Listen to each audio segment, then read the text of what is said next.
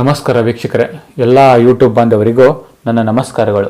ವೀಕ್ಷಕರೇ, ಇವತ್ತಿನ ಈ ಒಂದು ಸಂಚಿಕೆಯಲ್ಲಿ ನಾನು ನಿಮಗೆ ಸ್ತ್ರೀ ಮತ್ತು ಪುರುಷ ವಶೀಕರಣ ಮಾಡೋದು ಹೇಗಂತ ತಿಳಿಸ್ಕೊಡ್ತಾ ಇದ್ದೀನಿ ವೀಕ್ಷಕರೇ. ಹಾಗೂ ಈ ಒಂದು ವಶೀಕರಣವನ್ನು ನೀವು ತುಂಬ ಶ್ರದ್ಧೆ ಭಕ್ತಿಯಿಂದ ಮಾಡಬೇಕಾಗ್ತದೆ. ಅದು ಎಷ್ಟು ಶ್ರದ್ಧೆ ಭಕ್ತಿ ಅಂದರೆ, ಬೆಳಿಗ್ಗೆ ಎದ್ದು ಯೋಗ ಧ್ಯಾನವನ್ನು ಮಾಡ್ತಿರಲ್ಲ ವೀಕ್ಷಕರೇ, ಯಾವುದೇ ಒಂದು ಮನಸ್ಸಲ್ಲಿ ಕಲ್ಮಶ ಇಲ್ಲದೇನೆ ಯೋಗ ಮತ್ತು ಧ್ಯಾನ ಮಾಡ್ತಿರಲ್ಲ, ಅದೇ ರೀತಿಯಾಗಿ ಈ ಒಂದು ವಶೀಕರಣವನ್ನು ನೀವು ಮಾಡುವಂಥದ್ದು. ಅದು ನೀವು ಮಾಡಬೇಕಾದ್ರೆ ಮನಸ್ಸಲ್ಲಿ ಯಾವುದೇ ಒಂದು ಕೆಟ್ಟದನ್ನು ಇಟ್ಕೊಳ್ಬಾರ್ದು ವೀಕ್ಷಕರೇ, ಒಳ್ಳೆ ಮನಸ್ಸಿಂದ ಮಾಡಬೇಕಾಗ್ತದೆ. ಹಾಗೂ ಇದನ್ನು ಮಾಡಬೇಕಾದ್ರೆ ಯಾವುದೇ ರೀತಿಯಾಗಿ ನಿಮ್ಮ ಸ್ನೇಹಿತರಾಗಲಿ ಮನೆಯವರಾಗಲಿ ನಿಮ್ಮ ಪಕ್ಕದಲ್ಲಿ ಇರಬಾರ್ದು, ಮತ್ತು ನೀವು ಯಾರಿಗೂ ಕೂಡ ಇದನ್ನು ಹೇಳಬಾರ್ದು ವೀಕ್ಷಕರೇ. ನೆನಪಿರಲಿ, ಯಾರಿಗೂ ಕೂಡ ಇದನ್ನು ಹೇಳಬಾರ್ದು. ತುಂಬ ಮುಖ್ಯವಾಗಿ ಇದನ್ನು ನೀವು ಮನಸ್ಸಿನಲ್ಲಿ ಇಟ್ಕೊಂಡು ನೀವು ಮಾಡಬೇಕಾಗ್ತದೆ, ಗುಟ್ಟಾಗಿ ಮಾಡಬೇಕಾಗ್ತದೆ ವೀಕ್ಷಕರೇ. ಯಾವುದೇ ಕಾರಣಕ್ಕೂ ಯಾರಿಗೂ ಹೇಳಬಾರ್ದು. ಹಾಗಾದರೆ ಇದನ್ನು ಮಾಡೋದು ಹೇಗಂತ ಈ ಒಂದು ವಿಡಿಯೋಲ್ಲಿ ತಿಳಿಸ್ಕೊಡ್ತಾ ಇದ್ದೀನಿ. ಹಾಗೂ ಈ ವಿಡಿಯೋವನ್ನು ನೀವು ಕೊನೆ ತನಕ ನೋಡೋದನ್ನು ಮಾತ್ರ ಮರಿಬೇಡಿ.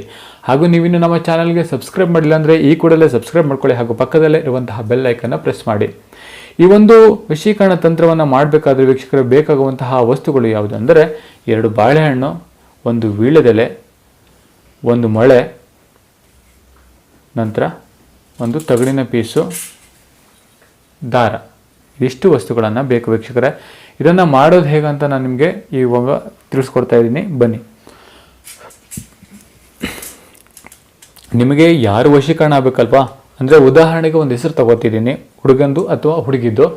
ರೋಹಿತ್ ಆಗಿದ್ದರೆ ರೋಹಿತ, ರೋಹಿಣಿ ಆಗಿದ್ದರೆ ರೋಹಿಣಿ ಅಂತ ಹೆಸರು ಬರೀಬೇಕಾಗ್ತದೆ ವೀಕ್ಷಕರೇ. ಇದನ್ನು ಹಿಡ್ಕೊಂಡು ಕೈಯಲ್ಲಿ ನೀವು ಪಠಿಸ್ಬೇಕಾಗ್ತದೆ. ರೋಹಿಣಿ ಆಗಿದ್ದರೆ ರೋಹಿಣಿ ಮಮ ವಶಂ, ರೋಹಿಣಿ ಮಮ ವಶಂ, ರೋಹಿಣಿ ಮಮ ವಶಂ, ರೋಹಿಣಿ ಮಮ ವಶಂ ಅಂತ. ರೋಹಿತ್ ಆಗಿದ್ದರೆ ರೋಹಿತ ಮಮ ವಶಂ, ರೋಹಿತ ಮಮ ವಶಂ, ರೋಹಿತ ಮಮ ವಶಂ ಅಂತ ಹೇಳಬೇಕಾಗ್ತದೆ. ಇದನ್ನು 3 ಬಾರಿ ಹೇಳಿಕೊಂಡು ನೀವು ಈ ಬಾಳೆಹಣ್ಣಿನ ಮಧ್ಯದಲ್ಲಿ ಈ ರೀತಿಯಾಗಿ ಕಟ್ಟಿ ನೋಡಿ, ಈ ರೀತಿಯಾಗಿ ರೋಹಿಣಿ ಅಥವಾ ರೋಹಿತ ಮಮ ವಶಂ ಅಂತ ಹಿಂಗೆ ಹೇಳ್ಕೊಂತ ಈ ಥರ ಸುತ್ತಾಕ್ಬೇಕಾಗ್ತದೆ. ಹಿಂಗೆ ಸುತ್ತಾಕಿದ ನಂತರ ಇದನ್ನು ವೀಳ್ಯದೆಲೆಯ ಮಧ್ಯದಲ್ಲಿಟ್ಟು ನೀವು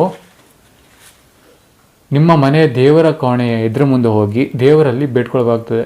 ದೇವರೇ, ನಾನು ಅಂದ್ಕೊಂಡಿದ್ದು ಆದಷ್ಟು ಬೇಗ ಶೀಘ್ರದಲ್ಲಿ ನನಗೆಲ್ಲ ಸಿಗುವಂಥದ್ದಾಗಲಿ, ಹಾಗೂ ನನ್ನನ್ನು ಯಾರು ನಂಬಿ ಮೋಸ ಮಾಡಿದ್ರಲ್ಲ ಅವರು ನನ್ನ ಕಾಲು ಬಳಿ ಬಂದು ಬೀಳೋ ಹಾಗೆ ಆಗಲಿ ಅಂತ ಹೇಳ್ಕೊಂಡು ನೀವು ಏನು ಮಾಡಬೇಕಾಗ್ತದೆ, ದೇವರಲ್ಲಿ ಇನ್ನೊಂದು ಕೋರಿಕೆಯನ್ನು ನೀವು ಕೇಳ್ಕೊಬೇಕಾಗ್ತದೆ ವೀಕ್ಷಕರೇ. ಏನು ಅಂದರೆ, ನನ್ನ ಹುಡುಗಿ ಅಥವಾ ನನ್ನ ಹುಡುಗ ನನ್ನ ಬಳಿ ಬಂದ ತಕ್ಷಣ ನೀವು ಯಾವ ದೇವರ ಹತ್ರ ಹೇಳ್ಕೊತೀರೋ, ನಾನು ನಿನ್ನ ಸನ್ನಿಧಾನಕ್ಕೆ ಬಂದುಬಿಟ್ಟು ಪೂಜೆಯನ್ನು ಕೊಟ್ಬಿಟ್ಟು ಹೋಗ್ತೀನಂತ.